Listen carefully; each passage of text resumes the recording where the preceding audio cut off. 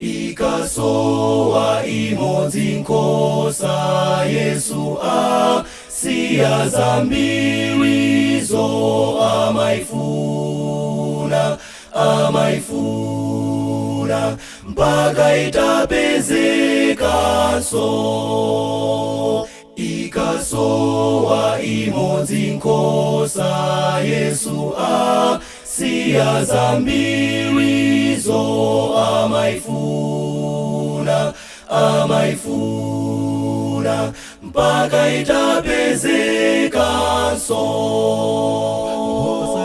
Amaifuna amaifuna amaifuna amaifuna amaifuna amaifuna mpaka itapezekanso.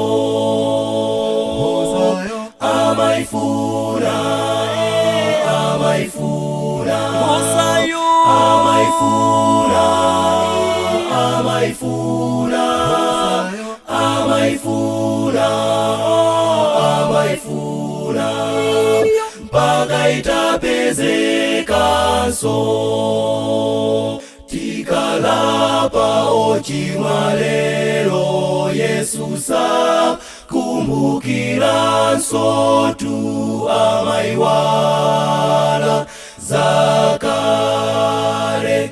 Bwera tu ochimwawe.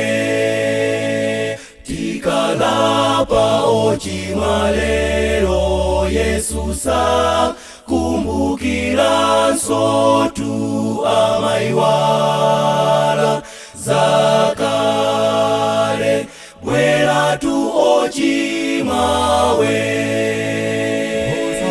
Amaifuna amaifuna amaifuna amaifuna amaifuna amaifuna mpaka itapezekanso.